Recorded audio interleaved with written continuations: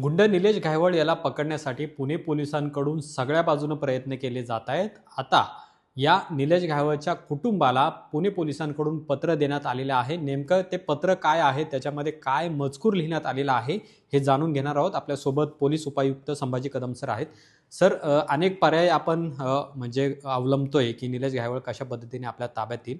आता तुम्ही त्यांच्या कुटुंबाला पत्र पाठवलेलं आहे, तर काय नेमकं पत्र आहे आणि त्याच्यात काय उल्लेख आहे? नाही, याच्यामध्ये जे आरोपी आहेत, आरोपीला ते नोटीस आहे, 35ची नोटीस जी आहे BNSS प्रमाणे. तर गुन्ह्यामध्ये सहकार्य करण्यासाठी किंवा तपासामध्ये सहकार्य करण्यासाठी ती कायदेशीर नोटीस आहे.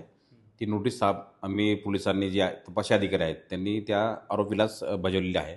परंतु आरोपी घरी नसल्यामुळं त्याच्या घरी त्याच्या पॅरेंट्सला ते नोटीस बजावलेलं आहे. त्याच्यामुळं ते नोटीस ही आरोपीची आहे, पॅरेंट्सला नोटीस नाही ती, परंतु त्याचं रिसिव्ड जी आहे ती पॅरेंटने घेतलेली आहे. कधीपर्यंत त्याला हजर राहा अशा पद्धतीच्या सूचना त्याच्यामध्ये दिल्या? त्याला लवकरात लवकर हजर होण्याची सूचना दिली आहेत. आज एक त्याला तारीख दिली होती, बाकीचे काही गुन्हे आहेत त्याला वेगवेगळी तारीख आहे. तर ती नोटीस आरोपीला कायदेशीररित्या आपल्याला बजावावी लागते. त्याच्या वकिलाला पण आपण नोटीस तशी दिलेली आहे आणि घरी पण त्याच्या नोटीस दिलेली आहे. घरी त्याचे पॅरेंट असतील, त्याच्यामुळं पॅरेंटने ती नोटीस रिसिव्ह केली असेल. तर दुसरीकडे आपण मध्यंतरी जामखेडमध्ये त्याच्या काही जमीन व्यवहाराची माहिती समोर आणलेली होती। ती जवळपास 60 कोटींच्या पुढे होती। इतर ठिकाणचा विचार केला तर ही सगळी प्रॉपर्टीची जी खरेदी विक्री आहे ती 100 कोटींच्या पुढे जाईल असा अंदाज बांधला जातोय।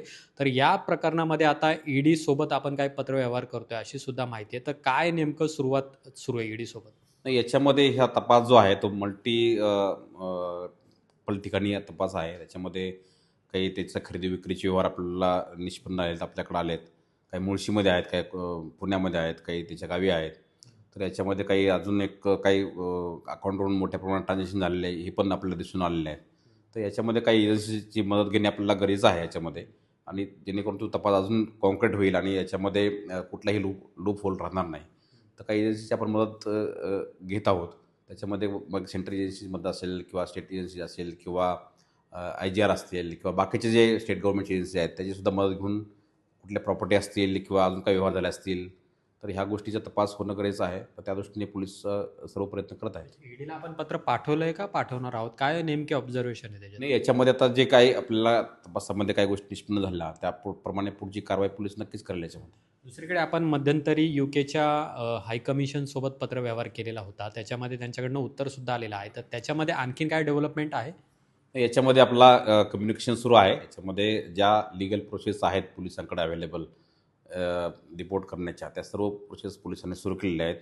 त्याच प्रोसेसचा एक भाग म्हणून हाय कम्युनिकेशनचा पत्रव्यवहार असेल किंवा बाकीचे लिगल वेजने तुम्हाला जे ब्ल्यू कॉर्ड नोटीस असेल किंवा LOC असेल किंवा पासपोर्टच्या संदर्भामध्ये डिटेल्स पासपोर्ट ऑफिस असेल किंवा कोर्ट थ्रू, ह्या सर्व लिगल प्रोसेस जे आहे ते पोलिसांनी ऑलरेडी सुरू केलेल्या आहेत आणि याच्यामध्ये त्या प्रोसेसमध्ये तो लवकरच आपल्या आरोपी ताब्यात येईल. खूप खूप धन्यवाद सर आमच्याशी बोलल्याबद्दल। तर ईडी सोबत पत्रव्यवहार सुरू आहे। दुसरीकडे निलेश घायवळ याला हजर राहा अशा पद्धतीचं पत्र आहे ते आता पुणे पोलिसांनी त्याच्या कुटुंबाला सुद्धा दिलेलं आहे आणि त्यामुळे लवकरात लवकर निलेश घायवळ याला ताब्यात घेण्यासाठी पुणे पोलिसांकडून शर्थीचे प्रयत्न सुरू असलेले पाहायला मिळत आहेत। कॅमेरामन तुषार ननावरेसह अमोल धर्माधिकारी, लोकशाही मराठी, पुणे। लोकशाही मराठी, ऐका, पहा, जागरूक रहा।